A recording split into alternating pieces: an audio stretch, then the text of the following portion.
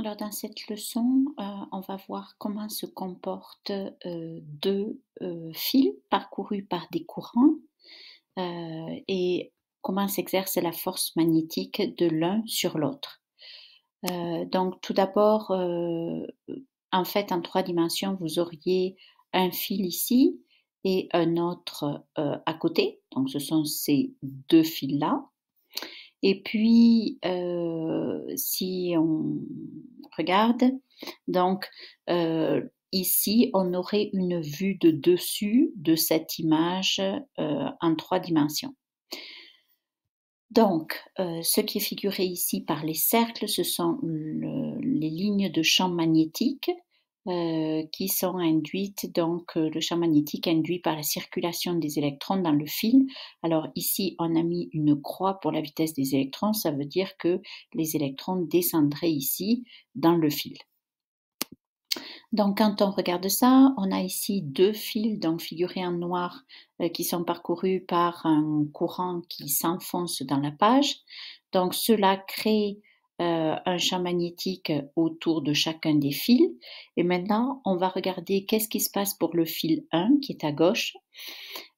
Puisqu'il est soumis au champ magnétique externe, hein, la force magnétique est toujours due à un champ magnétique externe, c'est l'interaction en fait entre ces 2 champs magnétiques qui crée la force. Donc, ici les lignes de champ évidemment sont circulaires autour de fil 2, donc ici en vert vous avez une de ces lignes de champ qui passe justement, par le centre du fil 1. Donc, le champ est tangent aux lignes de champ.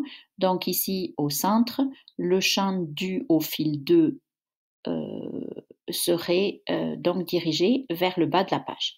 Donc la vitesse, vous prenez votre main gauche, la vitesse s'enfonce donc dans la page. Les doigts donc vont vers le bas dans la direction du champ et vous voyez que votre paume de la main donne une force magnétique du fil 2 sur le fil 1 qui s'en va vers la droite. Donc si on fait le même raisonnement ici, le champ magnétique ici dû au fil 1, si vous agrandissez les cercles, vous aurez une ligne de champ ici qui va traverser le fil 2. Donc ici, le champ magnétique va se diriger vers le haut. Donc encore une fois, vous prenez votre main, le pouce va s'enfoncer vers la page, le champ magnétique dû au fil 1 s'en va vers le haut et la paume de la main va vous montrer une force magnétique qui s'en va vers la gauche. Donc, il faut savoir faire ça et ce que vous pouvez retenir très facilement, c'est que 2 fils parcourus par des courants qui vont dans le même sens ont tendance à se rapprocher.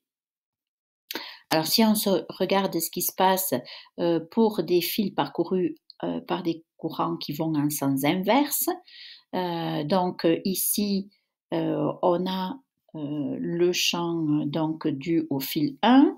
Donc si vous agrandissez les cercles, il va y avoir une ligne de champ qui va passer ici et puis on voit bien que le champ magnétique dû au fil 1, il va être vers le haut. Donc si vous prenez votre règle de la main, cette fois-ci, la vitesse vient vers vous, dans le champ magnétique vers le haut et vous voyez que la force magnétique s'en va vers la droite.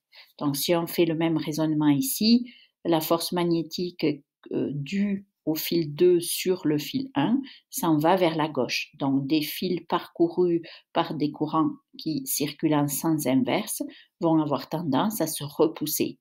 Donc c'est pour ça que le câblage de beaucoup de nos appareils sont faits avec des fils qui sont parcourus par des courants qui vont en sens inverse.